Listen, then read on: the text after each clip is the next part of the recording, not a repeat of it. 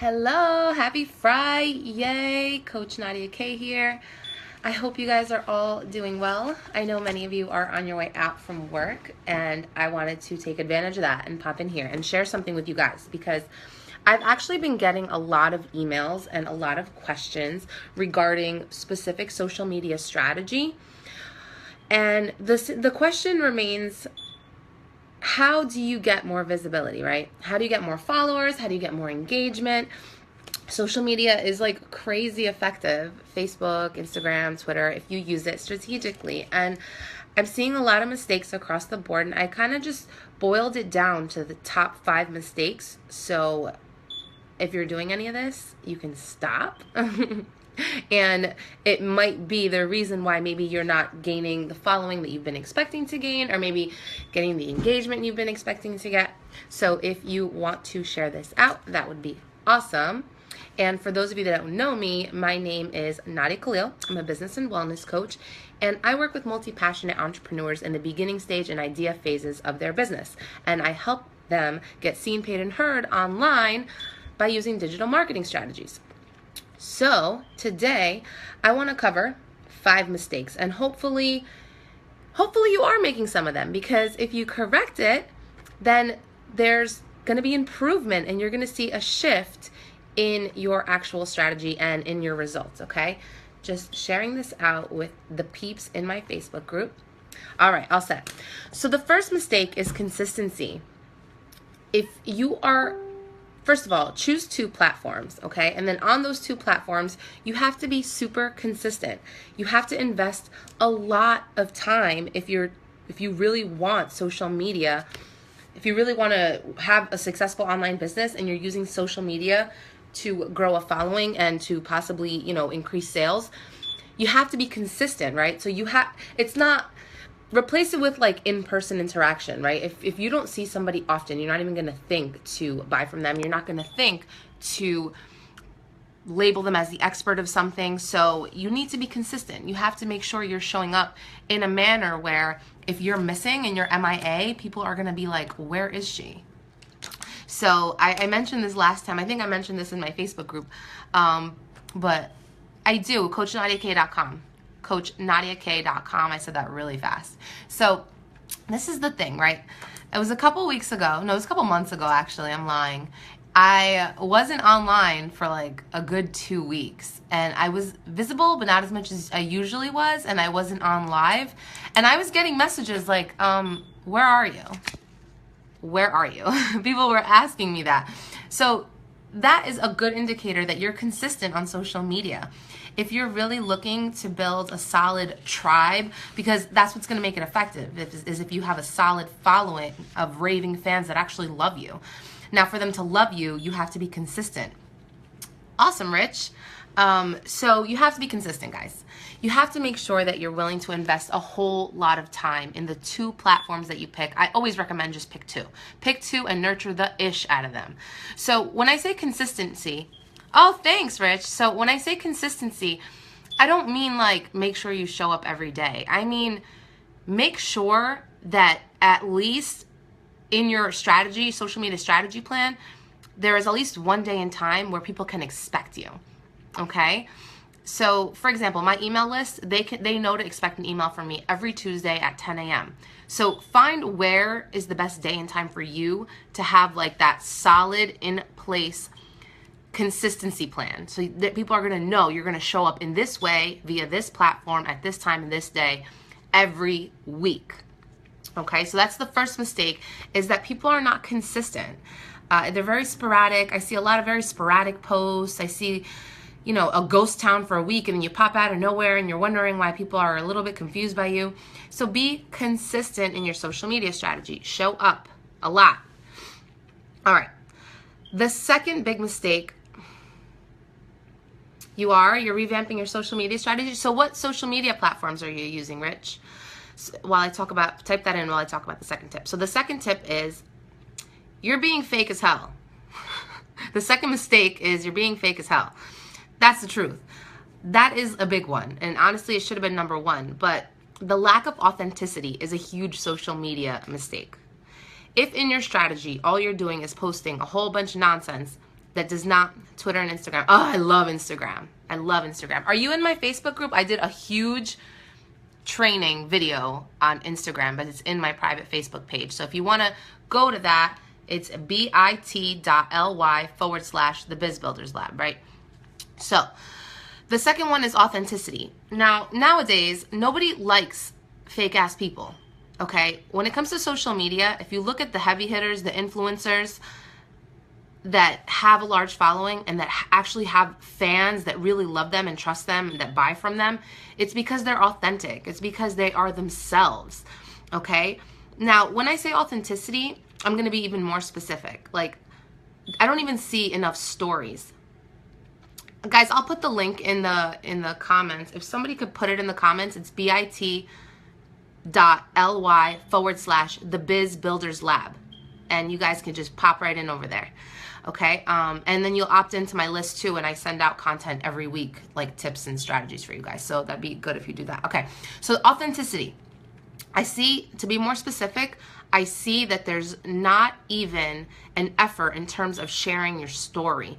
And this isn't an intentional or negligent thing. This is just maybe you hesitate wanting to be your total self. But the more you sway from bringing your entire self to your business and to the table in your social media platforms, the less likely people are going to connect with you. And that connection is what gets them to eventually buy into your products and services that can help them change their lives. So if they feel like they cannot relate to you and if they cannot put a face to, and I don't mean just like a physical face, if they can't put a personality and a face to your platform, then it's really difficult for them to want to connect with you on a deeper level and eventually buy from you. So try to include more of your real stories. Try to include some real value, you know, especially on Instagram. Instagram's awesome because it gives you the opportunity to have like a little mini blog. I don't know if you know that, but one thing I've been doing differently with Instagram is now I'll put up a photo and I'll add like a whole story, like something that really happened, you know, or I'll add tips that are relatable that like I implement or that might help them, right? So you want to make sure there's storyline, like there's some kind of storyline and some kind of content where people can really just see who you really are, okay? That authenticity is the big one. People want to work with real people. Nowadays, trying to be like somebody else, you're going to find yourself playing catch up all the time, and that's exhausting. Some serious white hairs. It's because I'm wise. All right? So that's the second one. The third big mistake in your social media strategy is that you forget to include a call to action. Okay, so perfect example. You put up this inspiring post. You have like 100 likes, and then people leave. And you're not inviting them to engage with you. You're not inviting them to connect with you. You're not inviting them to opt into your list. You're not inviting them to book a discovery call with you. You're not inviting them to comment. You're not inviting them to tag somebody. You're not inviting them to share. All of these are calls to action. I just gave you like 5. You should write that down. Make sure that everything that you post on social media leads people to take some kind of action. And I don't mean a sale all the time. I mean an invitation to continue engaging with you, okay? An invitation to make the most out of that post or that live stream that you're doing, right? So if I invite people to share, like I'm gonna ask you guys right now to please share this out. I would love you and appreciate you for that. That's me making the most of work I'm already doing, right? So I'm not just gonna post and leave. People don't like that. It's like when you go on a date and then you don't get a phone call. Like, why did we go on this date together? Why did you just inspire me and give me all this content and now it's like I don't know where to go? I want more of you and you're not calling. So it's not fun. You have to invite people to take more action. And people love when you invite them to take more action, especially if you're being authentic and consistent. Mistakes 1 and 2 is the inconsistency and the not being authentic. So if you stick to those two and you invite them to take action, they're going to actually want to. So don't deprive them of that opportunity to continue connecting with you, okay? Now, mistake number 4, all right? Mistake number 4, and this is a big one, Rich, especially for Instagram. I see this a lot, is your bio is confusing and there's no way to contact you. So many of you, and I honestly believe this is I believe it's not intentional, right? But I also believe that sometimes it stems from a place of fear. Now, I have a lot of entrepreneurs in my Biz Building Lab. That's my private Facebook group, right? So And you guys could join me over there if you want. It's bit.ly/thebizbuilderslab.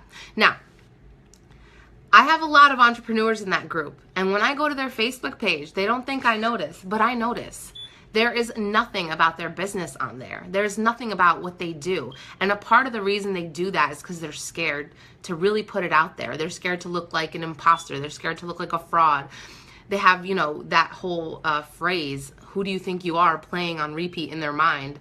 And they don't want to just put it out there that this is my business because they're scared. And I get it. But you got to put it out there. You got to let people know that you are a freaking boss. This is what you do. This is what you're good at. This is the gift that you're sharing with the world. So in your bio, there should be a way to contact you. There should be lots of information that tells me who you are, what you do, who you help, and how I can contact you. So on Instagram, it's super confusing when I go to somebody's page and it's like, oh, I'm a fancy dancer. But you're like a business coach. It's just, no, stop it. Make sure you're very clear who you are, what you do, who you help, how to contact you, and a link, okay? Oh, okay. Nikki, you could watch the replay, all right? So your bio has to be inclusive in terms of letting people know what you do and where to go to learn more about you, okay? Let's just put it that way. All right, and the last one also has to do with authenticity. So we're at number 5 now. Your branding needs to be consistent also. Like if your branding is all over the place, it really just means that your core message isn't in place, right? Because your branding and your core message are interconnected. They dictate a lot of the decision making you do in your business. It dictates the kind of people you want to work with. It dictates what you do, what your morals are, what the foundation of your business really is. So if your branding is all over the place, it means that you're not clear in terms of the direction you want to take, what you really, really do, who you really, really help, and what you really, really stand for. And that's okay. That's not like, don't get frantic with this one. I would love to help you if you need help with that, because I was in that place. At the beginning of this year, I had a coach actually help me really just hone in on what my core was. And then from there, my branding was more consistent. Now when ideas come up or opportunities come my way, I ask myself, does this tie into my brand? And does this tie into my core message? And a lot of times the answer will be no. And that provides a good deal of clarity. And it also positions you as a more confident expert in your industry. So make sure your branding is on point. You know, take the time. Take the time to make sure your graphics, that your colors are consistent. You don't necessarily need a logo, especially if you're in a service-based business. I have a logo, I love it, but it's not necessary. Like if you could just pick a couple colors and whatnot, and I go over this in detail in my 30-day biz building program, right? And I spend like an hour just talking about branding because it's so incredibly important. Analytics, I'm using Google Analytics for my business. And then I use Insights on Facebook, on Instagram, if that's what your question is. So yeah, invest a lot of time in your branding. Okay, make it official tishel. All right, guys. So those are the 5 mistakes. Do you guys have questions about social media strategy? Let's hear it. Hey, Jess. And Nicole, catch the replay because there's a couple things that maybe you can find helpful. What? AudiSense. I've never heard about that. All right, guys. I gotta get out of here. I hope you have a wonderful Friday, a wonderful weekend. You can connect with me further at CoachNadiaK.com. I hope you have a productive and relaxing day. Stay well.